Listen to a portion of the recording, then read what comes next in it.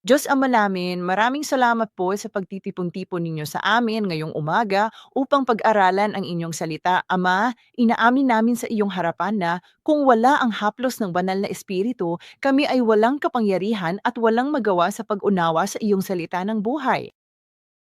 Dalangin namin na sana'y maalala mo ang bawat isa sa amin, ang aming mga pamilya, ang aming mga mahal sa buhay, at ang aming kapaligiran sa panahong ito. Habang ipinagkakatiwala namin ang aming mga sarili sa iyo at ipinagkakatiwala ang lahat sa iyo, buksan mo ang mga mata ng aming mga puso upang kami ay makaunawa.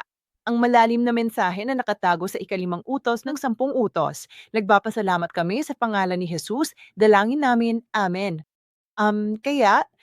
Parang may natututan tayo mula sa ating huling serye ng pag-aaral sa 10 utos at sisimulan natin ang ikalimang utos.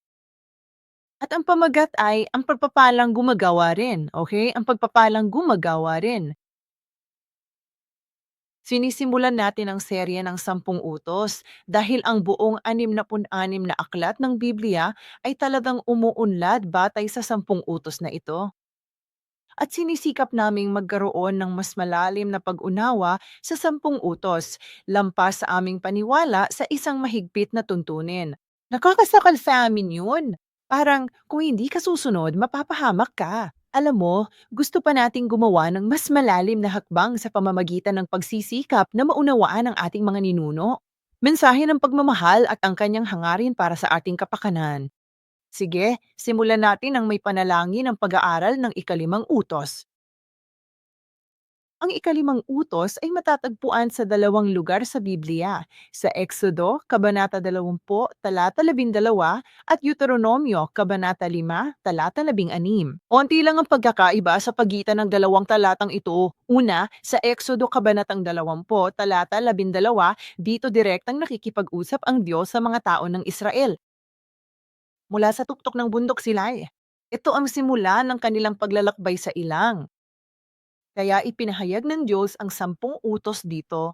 Ang ikalimang utos ay nagsasabi, igalang mo ang iyong ama at ang iyong ina, upang ang iyong mga araw ay humaba sa lupaing ibinibigay sa iyo ng Panginoon mong Diyos. Ngayon, ang Deuteronomio, Kabanata 5, 16, ay pag-uulit ng 10 utos na ito ni Moises bago pumasok sa Kanaan. Ito ay magaganap sa katapusan ng 40 taong paglalakbay sa ilang. Anong sabi ni Moises? Habang inuulit niya, sinasabi niya, igalang mo ang iyong ama at ang iyong ina, gaya ng inuutos sa iyo ng Panginoon mong Diyos, at ang iyong mga araw ay humaba.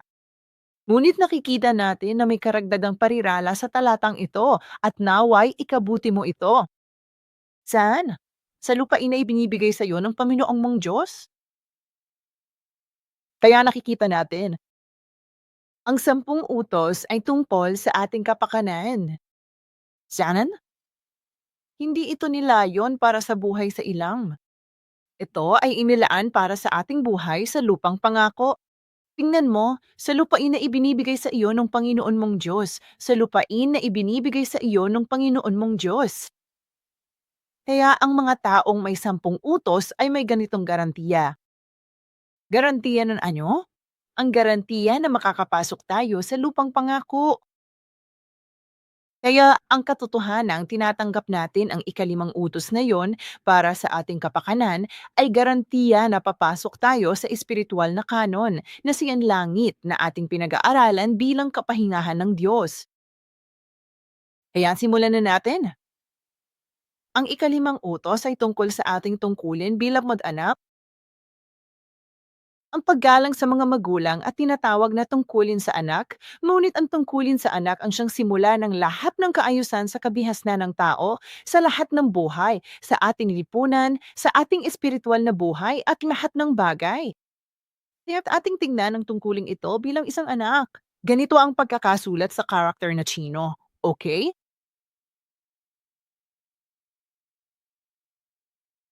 Ito ay binubuo talaga ng dalamang karakter, alam mo?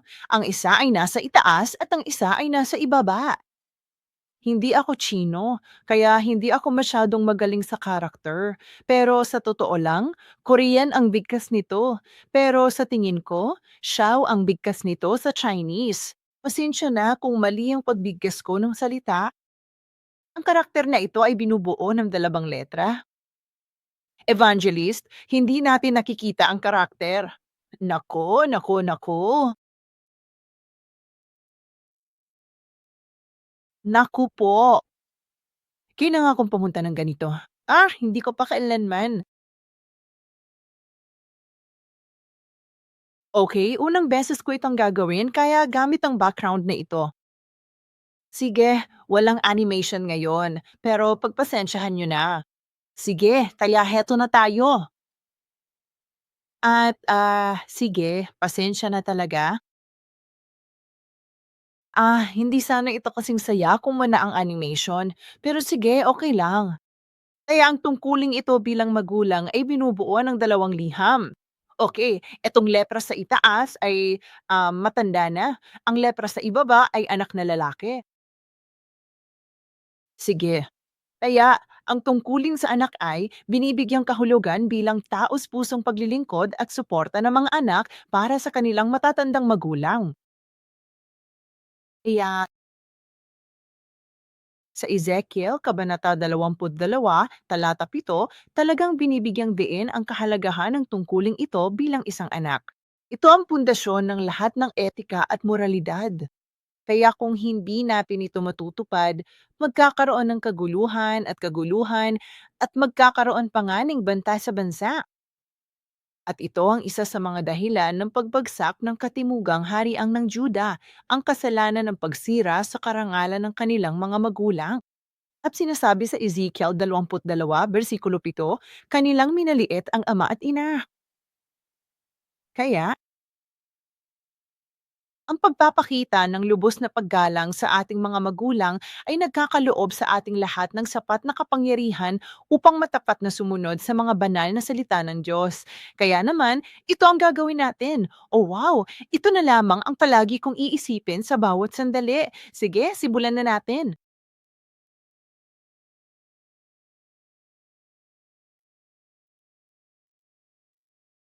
Sige. Gaya ng nakikita mo, meron talaga nito. Ang ikalimang utos ay talagang namumuna sa lahat ng natipirang mga utos tungkol sa ating relasyon sa isa't isa.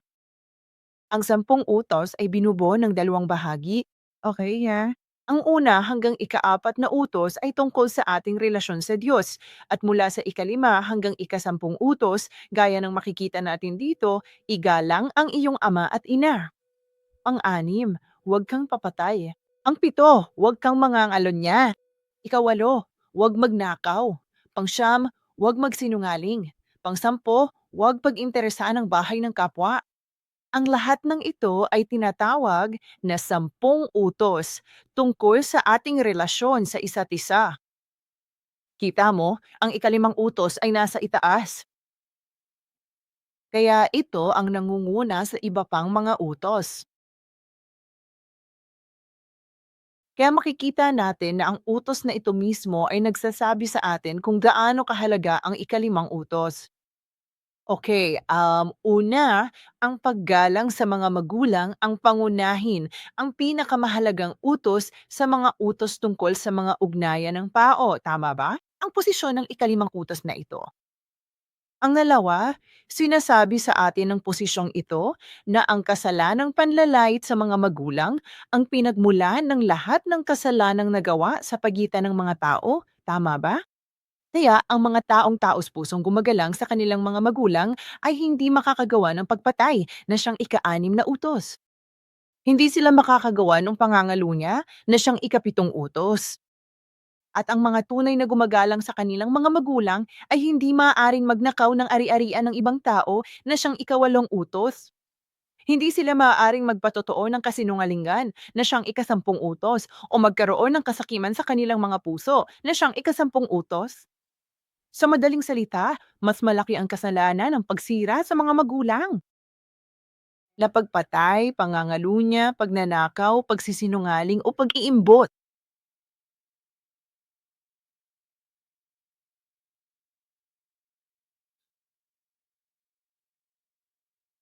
Bigyan mo ako ng 1 segundo.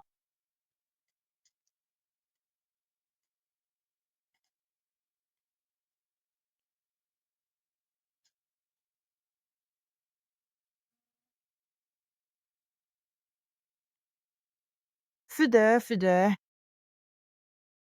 Kaya ano talaga ang ibig sabihin? Paano natin susundin ang kutas na ito? Sabi nga, dapat igalang ang mga magulang, di ba? Sige. Kaya ang karangalan sa salitang Hebreyo ay kaved. Kaved.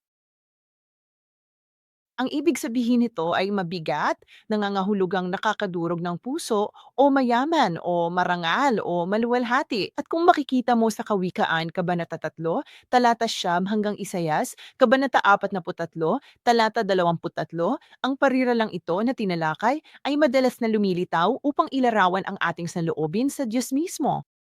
Okay, kaya sinasabi sa atin ng ikalimang utos na ito na dapat nating ipakita ang parehong debosyon para sa ating mga magulang tulad ng gagawin natin sa Diyos. Okay, kaya para sa mga anak, iginagalang nila ang kanilang mga magulang dahil tinatanggap natin ang ating buhay mula sa ating mga magulang, tama ba? Kaya't iginagalang natin ang ating mga magulang sa halip na ang Diyos at pagkatapos ay iginagalang din natin ang ating mga magulang. Kinikilala ng Diyos habang tayo ay nagbibigay pugay. WHO, pagpupugay sa Diyos mismo na siyang Panginoon ng lahat ng buhay. Kita mo, itong relasyon ng magulang at anak ay parang ang tanging relasyon na hindi mo mapipili, tama ba? Kaya ito ay tinatawag na banal na pinagbuklod. Ito ay talagang galing mismo sa Diyos. Pwede nating piliin ang mapapangasawa, kaibigan o kasamahan, pero di pili ang magulang. Di rin pili ng magulang ang anak. Ganyan ang pamilya. At ang ugnayan ng mga anak ay banal na pinag-ugnay. Ito ay direktang nagmumula sa Diyos. Sige, Taya. Bata, dapat nating sundin ang ating mga magulang sa lahat ng bagay. Sabi sa Kolosas 3:20, mga anak, sumunod kayo sa inyong mga magulang dahil ito ay nakalulugod sa Panginoon. Kaya ang mga hangganan ng ating pagsunod ay nasa lahat ng bagay. Ngayong buwan ng Mayo ay buwan ng pamilya. Kaya umaasa ako na ang salitang ito ay magbibigay liwanag sa ating relasyon sa ating mga magulang at sa gayon ay matanggap natin ang dakilang biyayang ito. Iyan ay nagmumula sa ikalimang utos. Kaya sa ganitong paraan, dapat nating sundin ang ating mga magulang sa lahat ng bagay. Kaya tayo ay sumusunod ng walang limitasyon at patuloy. Ibig sabihin, hindi talaga tayo piliin kung anong susundin at hindi susundin. Ang dali lang naman talagang sabihin 'to, 'di ba? Pero mahirap gawin. Kaya sinabi ni Jesus, tulad ng kapag sumuway tayo, pagkatapos nating sabihin, "Oo, gagawin natin," ngunit hindi natin ito ginawa, sundin natin. Mas masama pa nga yun kaysa sa aktwal na pagsagot ng hindi sa simula. Dapat nating malaman na sa karamihan ng mga pagkakataon, mauuna pa sa atin ang ating mga magulang, tama ba?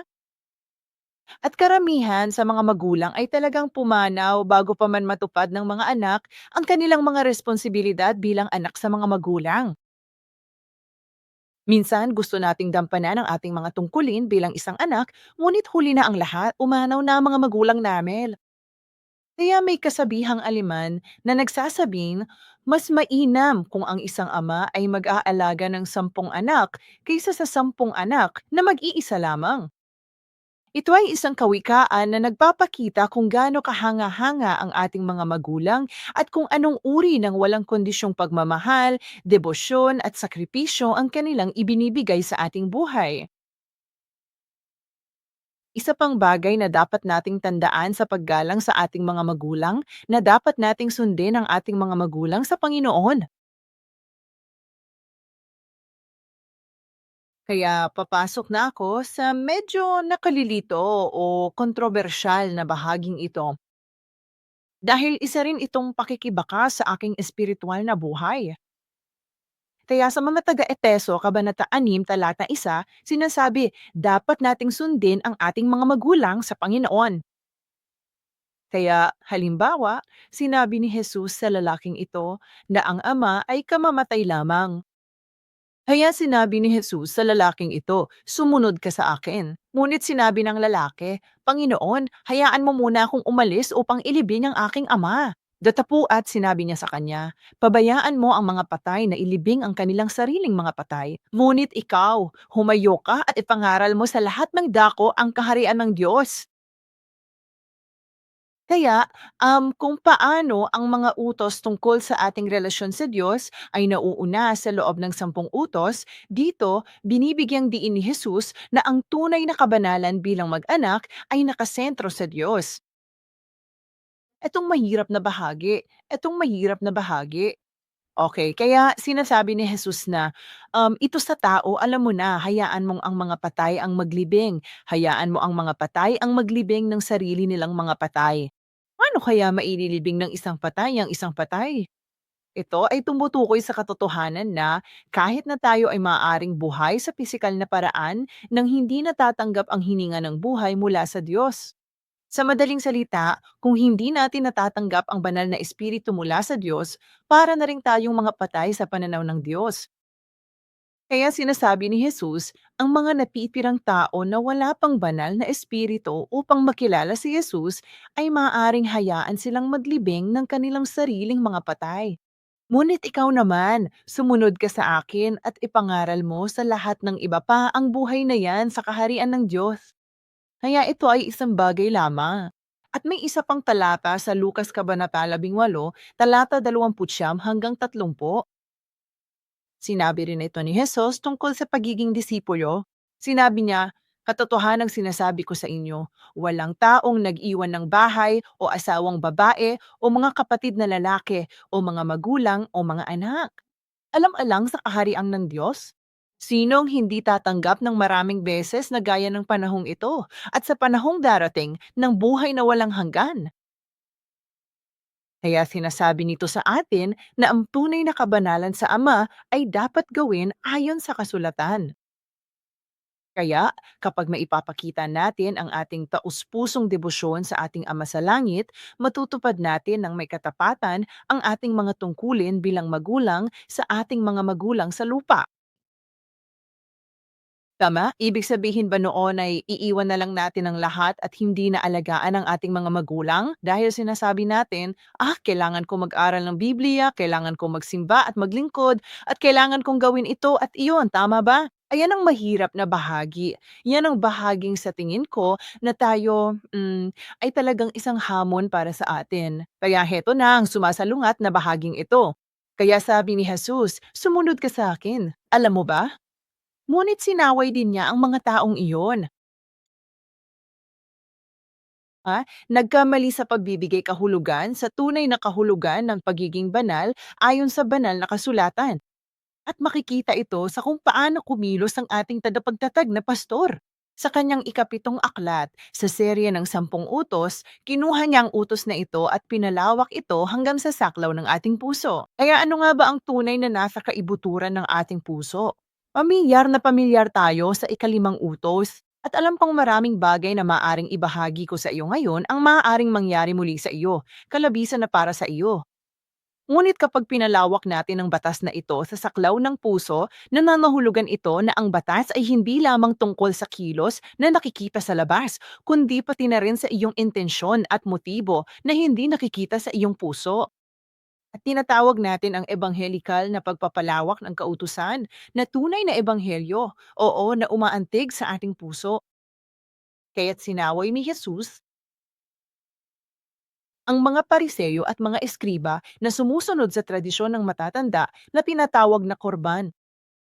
Okay, at sa siping ito ay talagang sinasabi sa atin kung paano itinuring ni Jesus ang utos na igalang ang mga magulang bilang mahalagang pundasyon ng pananampalataya. Kaya tingnan natin po, kaya ang mga pariseyo at mga eskriba, sinusunod nila ang tradisyon at sinasabi nila, hindi ko maaaring paglingkuran ang aking mga magulang dahil ibinigay ko na ang lahat ng mayroon ako sa Diyos.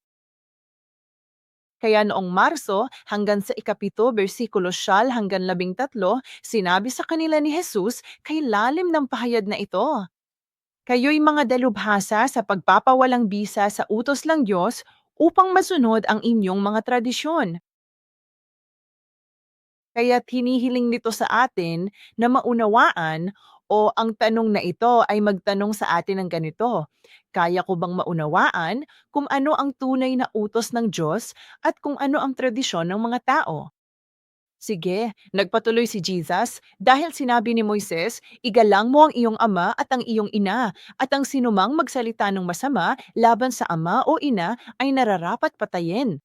Kaya, nakikita mo, sinabi ni Jesus na ang paggalang sa mga magulang ay isang napakahalagang pundasyon ng pananampalataya at sabi niya, pero sabi ni, kaya sabi ni Moises, idalang mo ang iyong mga magulang. Pero sabi mo, tradisyon mo ng mga tao. Kung sabihin ng isang tao sa kanyang ama o sa kanyang ina, anumang mayroon ako, makakatulong iyon. Ikaw ay korban. Ibig sabihin, ibinigay na yan sa Diyos at hindi mo na siya pinapayagang gumawa ng anuman para sa kanyang ama o ina, kaya't pinawawalang bisa ang salita ng Diyos. Ayon sa inyong tradisyon na inyong ipinamana. At marami kang ginagawa na katulad nito. Kaya ang salitang korban, muli, ay nangangahulugang magbigay sa Diyos. Sa katunayan, ang literal na kahulugan nito ay isang handog na inilaan para sa Diyos. Kaya kapag ang isang bagay ay idineklarang korban, nangangahulugan ito na ito ay ibinigay sa Diyos. At ang idineklarang ari-arian na iyon o anuman iyon, maaari itong maging isang ari-arian, pera, ating oras, ating puso, anuman, na hindi maaaring kunin para sa pribadong paggamit. Ngunit ang itinuturo ni Jesus ay inaabuso ito ng mga pinuno ng relihiyon. Kaya kapag natanggap nila ang handog o ano paman, sasabihin nila sa mga tao, ito ay kurban. Kailangan mong ibigay ito sa Diyos para hindi wala ka nang matira na maibigay sa mga magulang mo. Kaya nagdala sila, dinala ng mga tao ang bahaging inilaan upang ibigay sa kanilang mga magulang sa Diyos at idineklara itong korban. Para maging madali ito,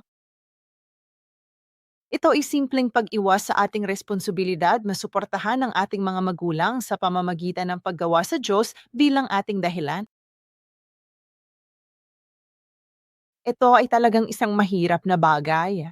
Hamon din para sa akin minsan na ako, alam mo na, wala akong oras para tawagan ng mga magulang ko. Alam mo na, nako. Ang aking personal na espiritual na paglalakbay ay dumaan sa maraming yugtong ito. At habang inihahanda ko ang mensaheng ito, parang taos-puso kong hiniling, Diyos, Diyos. Hindi ako karapat-dapat na ibahagi ang mensaheng ito sa ating mga kababayan dahil alam ko kung gaano ako nagkukulang sa paggalang sa mga magulang. Pero iyon ang inaasahan ko sa pamamagitan ng panalangin. Dahil sigurado ako at dahil ako rin ay isang taong may matinding paniniwala dito, taimtim ko itong ipinagdarasal. Habang binabasa natin ang mga talata sa Biblia, ang buhay at espiritu sa mga salitang ito ay papasok sa ating mga puso at magpapagaling sa atin, magpapalakas sa atin, at magbibigay kapangyarihan sa atin upang tunay na sundin ang kanyang salita.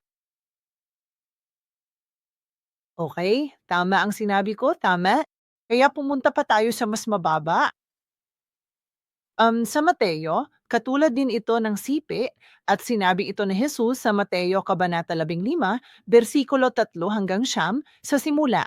Sabi niya, bakit ninyo nilalabag ang utos ng Diyos dahil sa isang tradisyon? Alam ninyo noon, sabi ni Jesus, mga eksperto na kayo sa pagsasantabi ng utos ng Diyos upang masunod ang tama ng inyong mga tradisyon? Kaya si Jesus ay, sa totoo lang, dito literal na sinasabi na nilalabag ninyo ang utos ng Diyos alang-alang sa inyong tradisyon at ganoon din ang kasunod. At sa huli sabi niya, kayo iyan ay pagkukunwari at sabi ni Jesus, tama, nagpropesiya ba si Isaias tungkol sa inyo?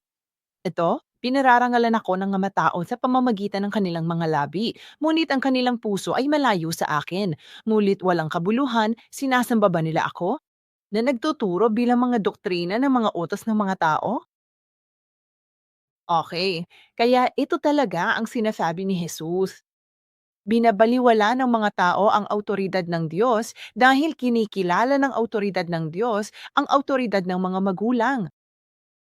Kaya kapag hindi natin taos-pusong pinarangalan ang ating mga magulang mula sa kaibuturan ng ating mga puso, Kung wala kayo niyan sa amin, sinisira na namin ang hierarkiyang ito na nilikha ng Diyos. Sige, sana habang kapalapit ang araw ng mga ina at sa Koreano, mayroon tayong araw ng mga magulang sa Mayo 5 at Mayo 8.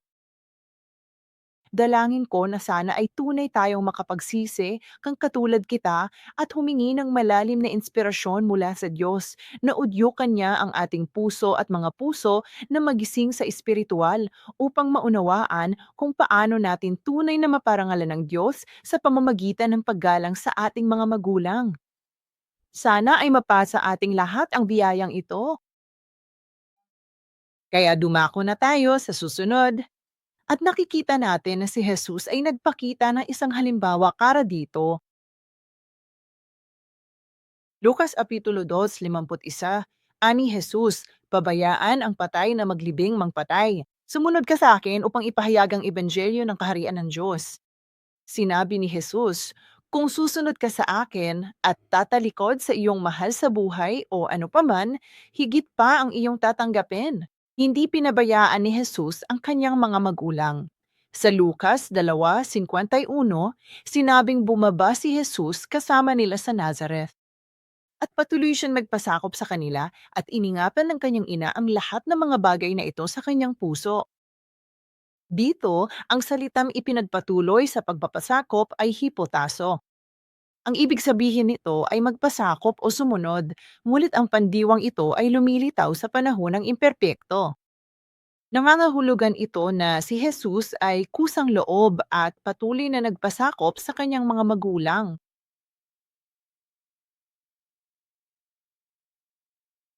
At saka, ang pinakamahalagang bahagi ay ang bahaging ito. Sa Juan Kabanata 11, talata 26.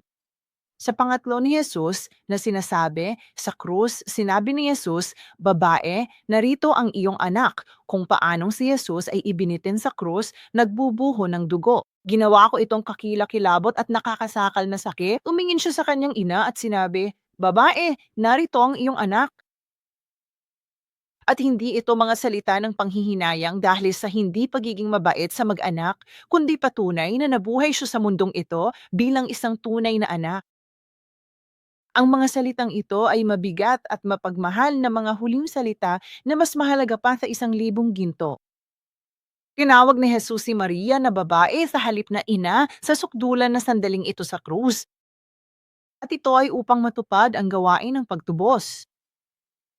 Inilipat niya ang kanilang relasyon ng ina at anak tungo sa relasyon ng buhay na walang hanggan sa pagitan ng babae at ng manunubos nang tawagin ni Jesus si Maria na babae.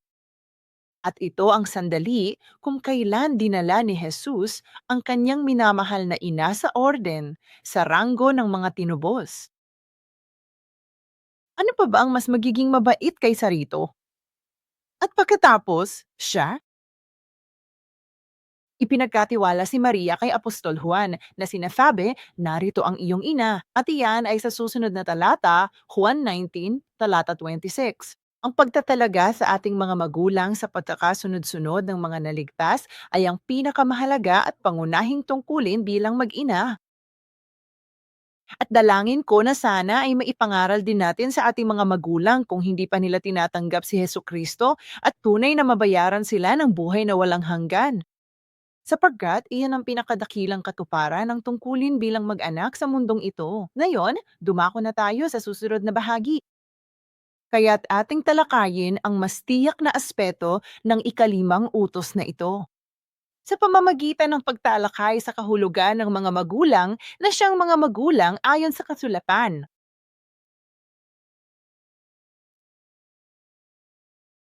Kaya ang mga magulang ay hindi lamang ang ating pisikal na ina at ama, kundi pati na rin ang mga matatanda at matatanda.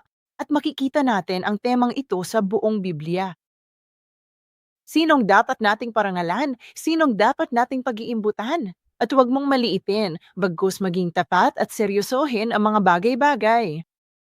Sa Levitico, Kabanata 11, talata 32, sinasabing tumayo kayo sa harapan ng mga matatanda at tiyaking igalang ang mga ito. Matakot ka sa iyong Diyos, ako ang Panginoon. At ito ay isang napakataintim na pahayag kapag ang Diyos, sa tuwing sinasabihin ng Diyos, ako ang Panginoon, ako si Yahweh. Seryoso talaga siya sa sinasabi niya, ha?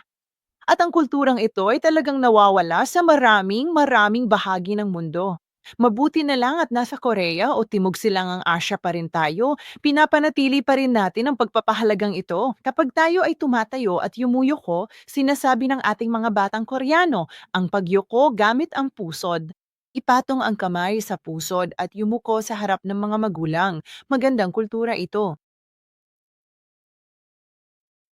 Kaya sino ang mga nasa hustong bulang at matatanda? Okay, kasama sa mga magulang ang lahat ng matatanda. Bakit? Dahil taglay nila ang moral na impluwensyang ito, mayroon silang karagdagang kaalaman at karanasan na wala tayo dahil nabubuhay pa sila ng mas matagal. At may isip mo ang iyong sarili, 1 taon na ang nakalipas, at ngayon, kahit na sa loob lamang ng 1 taon, mas marami pa tayong alam. Mas marami na tayong karanasan, di ba? Kaya ang mga magulang namin ang lahat ng nakatatanda. Mas marami silang karanasan at kaalaman na nabuhay ng maraming dekada kaysa sa atin. Kaya sila ay mga taong may malaking impluensya sa moralidad, anuman ang kanilang lipunan, anuman ang kanilang katayuan sa kanilang lipunan. Kaya itinuro ni Reverend Evan Park ito ang mga matatanda at nakakatanda na dapat nating ipakita ang paggalang. Dapat igalang ng mga estudyante ang kanilang mga guro. Dapat igalang ng mga kabataan ang kanilang mga nakatatanda. At ang mga nasa mababang katayuan ay dapat igalang ang mga nakatataas sa kanila. At ito mismo ang isa sa mga dahilan kung bakit bumagsak ang Timog Juda ayon sa una Hari 12:6-20. Hindi pinansin ni Rehoboam ang mga turo ng mga matatanda na tagapayo ng kaharian ng kanyang amang si Salomon. At dahil hindi niya pinansin ang kanilang mga turo, nagkawatak-watak ang monarkiya ng Israel dahil dito. At kinikilala natin na napakaraming kawalang galang at kawalang galang, kaya laganap ito sa lipunan ngayon. At naniniwala ako na tinawag tayo ng Diyos bilang asin at ilaw ng sanlibutan ito sa pamamagitan ng pagpapakita ng mga halimbawa, sa pamamagitan ng pagtupad at paghawak sa utos ng Diyos. Na maraming tao, kahit sa mga Kristiyano, ang itinuturing nilang lipas na o makaluma ang 10 utos ng Diyos. Ngunit habang tunay nating nauunawaan ang pananaw ng Ama, gaya ng ibinigay niya sa atin ang 10 utos na ito, at sinusunod natin ang mga utos na ito, naniniwala akong tayo ay tunay na magiging tanglaw na magtatama hindi lamang ng ating personal na buhay, hindi lamang ng ating lipunan, kundi maging ng ating bansa, ay pagpapalaim kapag sinusunod natin ang mga utos ng Diyos. Susunod, itinuturo rin sa atin ng Diyos na dapat nating igalang ang mga nakatataas sa lugar ng trabaho. Madalas kong nararanasan at nagagawa ko rin ang kasalanang ito paminsan-minsan. Ang dami nating reklamo at reklamo sa buhay, di ba? Lalo na sa mga lugar ng trabaho. Kaya sa mga taga-Episo 6, versikulo 5-8, sinasabi ng Diyos na ang mga alipin ay maging masunurin sa inyong mga Panginoon ayon sa laman. Kaya physical na boss, mga nakatataas, di ba? Nang may takot at panginginig sa katapatan ng inyong puso na parang kay Kristo. Hindi sa paningin lamang na gaya ng pagbibigay lugod sa mga tao, kundi gaya ng mga alipin ni Kristo na siyang kalooban ng Diyos mula sa puso.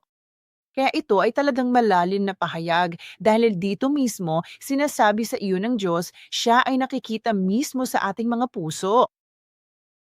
Kaya ang mahalaga ay ang ating saloobin sa ating mga puso. At susunod niya itong titimbangin. Versikulong 7. Kaya hinihikayat niya tayong maglingkod sa ating mga nakatataas sa lugar ng trabaho ng may mabuting kalooban na naglilingkod na parang sa Panginoon ka gumagawa at hindi sa mga tao. Yamang nalalaman natin na ang anumang mabuting bagay na gawin ng bawat isa ay siyang tatanggapin niya mula sa Panginoon, maging alipin o malaya. Amen? Maging matapang at kumpiyansa tayo at tunay na sumulong sa paglilingkod sa anumang kadalubhasaan o larangan ng trabaho na ating kinalalagyan. Tunay nga tayong magmingning sa pamamagitan ng pagbibigay ng ating makakaya at huwag tayong mag-alala. Naku, minamanipula o kinukuha ng taong yon ang trabaho ko para lang sa sarili nilang ikabubuti. Ang lahat ng ito ay walang kahulugan dahil nakikita ng ating amang Diyos ang ating ginagawa at ipinapangako niya rito mismo sa mga taga-Epeso, Kabanatang 6, talata 5 hanggang 8. Parang iyan ang inihaharap sa Diyos tuwing tayo ay nananalangin at nahaharap sa mga hamon sa ating mga lugar ng trabaho. At nangako ka sa amin na tatanggap kami ang kapalit mula sa iyo. At naway isabuhay natin ang mga salitang ito at maging pagpapala tayo sa ating mga tahanan. Parang si Joseph ang nasa paligid niya. Amen. Sige, susunod. Kaya heto na, alam mo na, sabi ng katapatan, sa pusong tapat dapat tayong maglingkod, 'di ba? Kaya ang sinseridad, si Reverend Park talaga ang nagbibigay kahulugan dito. Ang katapatan ay tumutukoy sa tahimik at tapat na pagpapasakop sa Panginoon. Mahirap na bahagi ito. Oo, kailangan nating gawin 'to. Tahimik at tapat na nagpapasakop sa Panginoon. Paggawa para sa pakinabang ng Panginoon. Nagtatrabaho tayo hindi para sa sarili. Kahit malupit ang iyong amo, sinasabi pa rin niyang maglingkod para sa kanyang pakinabang at pangalagaan ang kanyang pag-aari na parang sayo rin. Kaya naaalala ko minsan nang pinanong ng isa sa mga sundalo ang amin founding pastor tungkol sa paghihirap na kinakaharap niya sa hukbo. Yan, sa totoo lang, mali ang desisyon ng nakatataas, pero pinipilit pa rin niya itong gawin at alam niyang mali ito. Kaya dumating siya at siya ay napakasaya. Mabigat sa kanyang puso at lumapit siya at nagtanong, anong gagawin ko? At alam mo ba kung ano ang payo? Aasahan natin na gagawin niya iyon o napakasama niyan at kailangan mong gawin ang alam mong tama at ipakita sa kanya kung ano ang tama, di ba?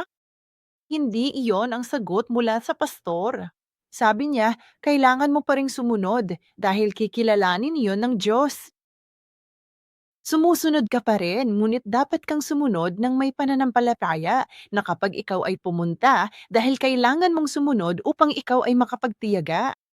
At hindi mo maaaring palampasin ang pagkakataon para sa sarili mong promosyon o sa iyong ang pagkakataong ilagay ka sa posisyong iyon, ang nakahigit na iyon ay para kapag narating mo na ang posisyong iyon, maaayos mo ang mga bagay-bagay.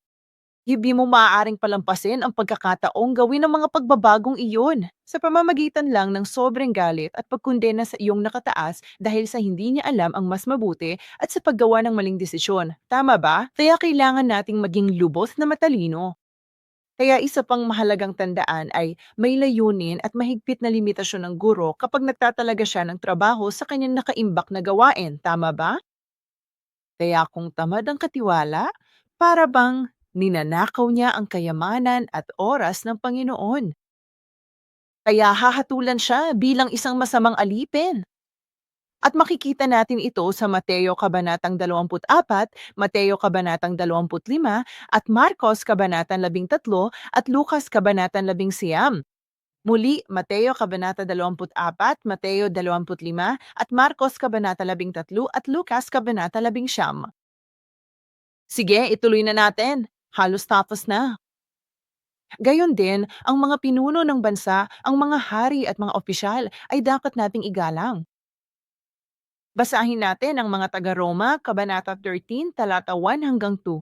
Ang bawat tao ay dapat pasakop sa mga namamahalang otoridad sapagkat walang otoridad na hindi mula sa Diyos at ang mga umiiral ay itinatag ng Diyos. Kaya ibig sabihin yan, lahat ng otoridad bilang presidente o CEO ng isang kumpanya, bawat otoridad ay nagmumula sa Diyos.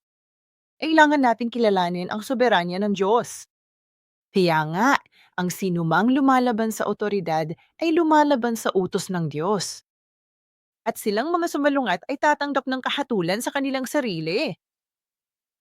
Kaya, yamang ipinagkaloob ng Diyos ang opisyal na otoridad at impluensya upang magtatag ng kaayusan at kapayapaan sa ating bansa. Dapat tayong magpasakop sa mga otoridad. Alam mo, kahit si Jesus ay hindi nagpabaya sa kanyang tungkulin sa pamamahalaan na nagsasabing, ibigay ninyo kay Cesar ang mga bagay na kay Cesar, hindi ba? At sa Diyos, ang mga bagay na sa Diyos. Napag-usapan na ito sa Mateo Kabanata 22, pagdating sa pagbabayad ng buwis. Gayun din, kailangan nating magpakita ng respeto at karangalan sa gitna ng mga kamanggagawa. Ngayon, bahagi ito ng ikalimang utos bilang paggalang sa iyong mga magulang. Nakikita mo? At kaya ko, napakabigat na utos ito dahil nahihirapan din akong sundin ito at maraming hamon. Pero kasabay nito, habang mas pinag-aaralan ko ang batas na ito, natutuwa akong isa itong kaaya-aya at napakagandang batas. Ang mahalaga ay ang mabuting relasyon sa Diyos, sa mga tao. Kaya ang resulta ng batas na ito ay maaari lamang maging mabuti, tama ba? At tunay na ipinapakita nito kung paano tayo nais ng Diyos na maging lubos na masaya sa pamamagitan ng pagkapit sa kanyang salita ng buhay. Kaya kailangan nating magkaroon ng ganitong mapagpakumbabang puso at ituring ang iba na mas mabuti kaysa sa ating sarili. Kaya sinasabi sa Roma 12, versikulo 10, magmahalan kayo bilang magkakapatid at unahin ninyo ang isa't isa sa pagbibigay pugay. Kita mo, ginagamit na naman ang karangalan dito. Kaya kapag tayo ay nagtutulungan ng may paggalang, tayo ay makapagbubunga ng mabubuting bunga na nakakalugod sa Diyos. At naiisip mo ba ang mga dakilang pagpapalang ito na darating sa atin kapag nagbunga tayo ng mabuti? Paano mo ito ginagawa? Makipagtulungan ng may paggalang at karangalan sa isa't isa. Alam mo, ang trahedya ni Cain. Kung nakipagtulungan lang siya kay Abel, iyan sana ang kahangahangang prutas na nakakalugod sa Diyos, hindi ba? Ngunit ang panganay na ito sa unang kasal sa kasaysayan ng tao ay nauwi sa trahedya at ito ay sanhi ng selos. Tama, kaya pansinin ang Kawikaan Kabanata 14, bersikulo 30. Kawikaan Kabanata 14, bersikulo 30. Hindi ko ito nilagay dito. Sinasabi nga, ang pusong payapa ay nagbibigay buhay sa laman. Hindi lamang ito espiritual na buhay kapag ang ating puso ay nasa kapayapaan. Kapag ang ating puso ay payapa, binibigyan nito ng buhay ang ating katawan. Ngunit ang inggit o selos ay nagiging sanhi ng pagkabulok ng ating mga buto. Iyan ay nasa Kawikaan Kabanata 14, talata 30. Kaya pusong payapa, paano natin ito makakamit? Kapag tayo ay nababagabag sa isang kasinungalingan o kahinaan ng ating mga kapatid, kung ating takpan ang ating mga kahinaan, ang mga kahinaan ng ating kapatid ng may pagmamahal at panghunawa, at kung hindi tayo magrereklamo laban sa isa't isa, matatagpuan natin ang payapang pusong ito at matatanggap natin ang buhay na ito sa ating katawan. Hindi lang yun, kapag tinapakpan natin na kahinaan ng ating kapatid, sinasabi ng Diyos na tayo mismo ay hindi hahatulan. Nasa Santiago 5:9 line, tayo rin ay tatayo sa harap ng hukuman ng Diyos ng walang paghatol. Sino mang humahatol ng walang pag-ibig, sabi ng Diyos, ay tatanggap din ng parehong hatol sa ating sarili. Kung hindi tayo magpapakita ng awa sa iba, tatanggap tayo ng paghuhukom na walang awa. Iyan ay nasa Mateo 7, mga versikulo 1 to 2 at Marcos 4, versikulo 24. Ngunit, higit sa lahat, ang tunay na figura na dapat nating igalang sa ikalimang utos ay walang iba kundi ang ating Ama, ang Diyos mismo. Madalas inihahambing ng Biblia ang pag-ibig ng Diyos sa pag-ibig ng mga magulang at ang ugnayan sa pagitan ng Diyos at ng kanyang bayan sa ugnayan sa pagitan ng ama at anak. Kaya ang mga Israelita sa tipan ng relasyon sa Diyos, sinabi ng Diyos, "Ako ang iyong ama." At madalas tinutukoy ng mga tao ang Diyos bilang ikaw ang aking ama. At tinatawag din natin ang ating Diyos bilang ating ama. At tinatawag ng Diyos ang kanyang bayang pinagtipan bilang anak, gaya ng mga talatang ito. Kaya't gaya ng pagmamahal ng isang magulang sa kanilang mga anak, mayon, mahal tayo ng Diyos bilang kanyang mahahalagang anak at pinoprotektahan tayo na parang itim ng kanyang mata. Kaya dapat nating tandaan si Jesus. Naparito si Jesus sa mundong ito upang siya ay magpakita ng perpektong halimbawa para sa ating buhay pananampalataya. Tama ba? Kaya dapat nating alalahanin si Jesus na tumupad sa pinakadakilang tungkulin bilang mag-anak sa Diyos Ama. Nung narito si Jesus sa mundong ito, lagi niyang tinatawag ang Diyos bilang kanyang Ama. Sa katunayan, binilang ni Reverend Park ang lahat ng oras sa Biblia at aniya, 120 beses. Tinukoy ni Jesus ang Diyos bilang isang anak. Bilang isang anak, tiniis niya ang di mabilang na pagdurusa dahil kinailangan ng sumunod. Sumunod si Jesus sa kabila ng mga pagdurusang ito, sa kabila ng mga paghihirap, sa paniniwalang ang utos ng Ama ay buhay na walang hanggan. At alam kong malayo pa ako sa mararating roon, ngunit dalangin ko na habang nananabik tayong lumapit sa salita ng Diyos, naway ang salitang iyon, sabi ni Jesus sa Juan Kabanata 6, versikulo 63, ang aking salita ay buhay at ang espiritu. Kaya't sa tuwing tayo mag-aaral ng salita, naway ang espiritu at buhay ni Jesus ay mapasa atin. Amen? Kaya balang araw, magkakaroon tayo ng parehong pananampalataya at maniwala na ang utos ng Ama ay tunay na buhay na walang hanggan at isabuhay ito. At itinuro rin ni Jesus na ang Diyos na kanyang sinunod ay ang iyong Ama na nasa langit. Hindi lamang niya tinawag ang Diyos bilang isang ama, kundi binuksan din niya ang pintuan at sinabing, ang Diyos na ito na pinatawag kong Ama ay siya ring Ama ninyo na nasa langit. At sa pamamagitan ng pagbuhos ng kanyang dugo sa krus, inalis niya ang lahat ng ating mga kasalanan para sa sukdulang layunin na tayo ay maging mga anak ng Diyos at tawagin siyang Ama. Kaya sa mga taga-Roma, Kabanata 8, versikulo 14, sinabi ni Pablo, ang lahat ng pinapatnubayan ng Espiritu ng Diyos, ang mga ito ay mga anak ng Diyos. Tinanggap ninyo ang espiritu ng pagkukupkop na siyang dahilan kung bakit tayo sumisigaw, Aba, Ama.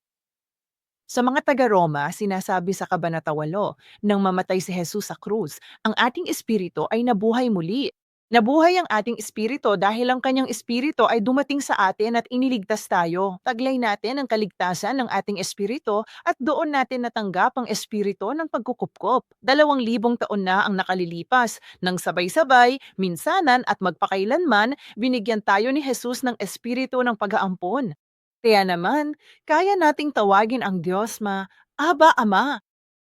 Mga taga-Galasya 4, versikulo 6, dahil kayo'y mga anak, isinugo ng Diyos ang espiritu ng kanyang anak, ang espiritu ni Hesukristo, sa ating mga puso na sumisigaw, Aba, Ama. Kaya't ang mga tao ay lubos na pinagpala. Tayo ay lubos na pinagpala dahil ang Diyos ay ating Ama. Sige, kaya tayong may Diyos na mas dakila kaysa sa lahat, 1, Kabanata 10, versikulo 29. Ang Diyos ay mas dakila kaysa sa lahat.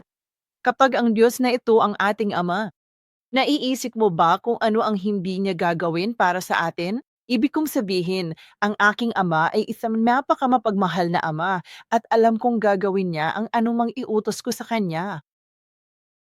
At kahit ang ating pisikal na ama ay handang maglakbay ng milya-milya. Ibig kong sabihin, kaya nilang isakripisyo ang kanilang mga sarili para matupad ang ating hiling. Ano? Para sa hibik pa, ang aming Ama Diyos na siyang dakila sa lahat. Amen? Kaya tandaan natin na ang ating Ama ay tunay ngang nagtataglay ng pinakadakilang otoridad at siya ang pinakasagana sa kayamanan at siya ang may pinakasagana sa kayamanan. At ipinapakita niya ang walang maliw na pagmamahal sa ating lahat dahil binigyan tayo ni Jesus ng espiritu ng dagat. At ang patunay ay itatawag ang ating Diyos bilang Diyos Ama. Ola? Sa wakas, dumako na tayo sa mga biyaya.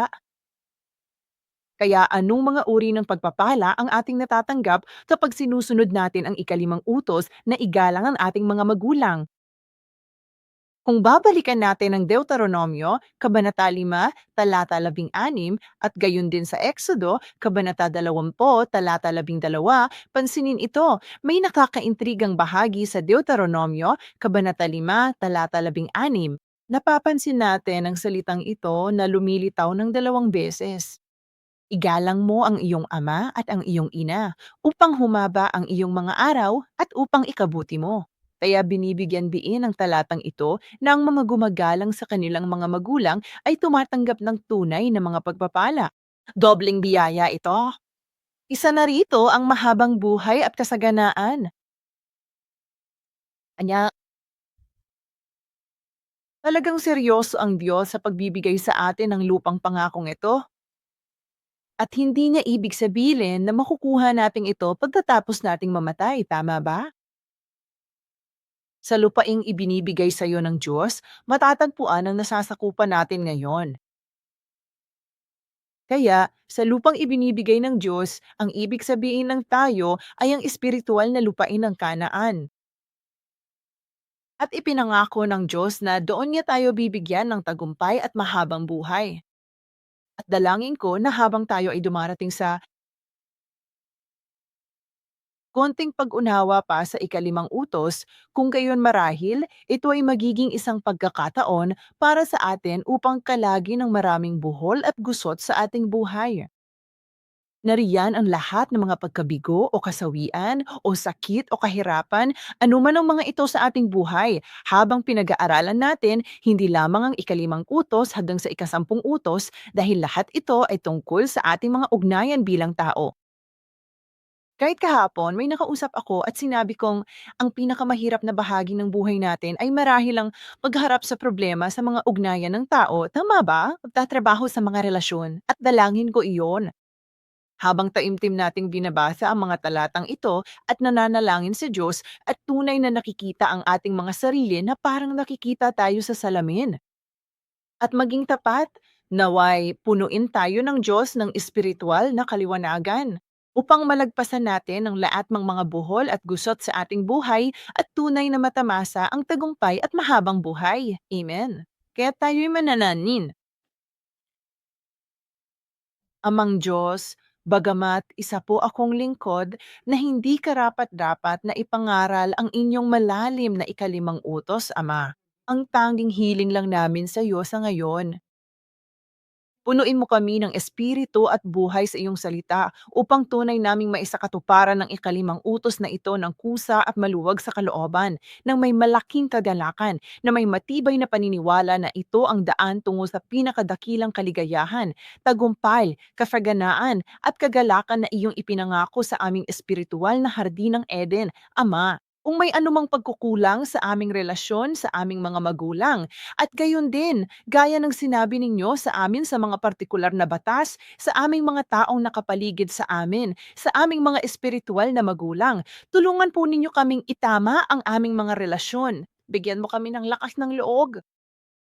Naway ang kapangyarihan ng krus na ibinuhos ni Jesus para sa atin, gaya ng kapangyarihan ng krus na ibinuhos ni Jesus, ang kanyang mahalagang dugo para sa atin, ay diba iniya ang lahat ng hadlang at pader na naghahapi sa ating mga relasyon, lalo na sa ating mga magulang, Ama, upang tunay tayong makapagsimula sa isang buhay na may tunay na kabanalan at kaligayahan. At ang espiritual na kaharian ng Diyos niya yan mismo, dito mismo. Nagpapasalamat kami sa pangalan ni Jesus, aming dalangin. Amen.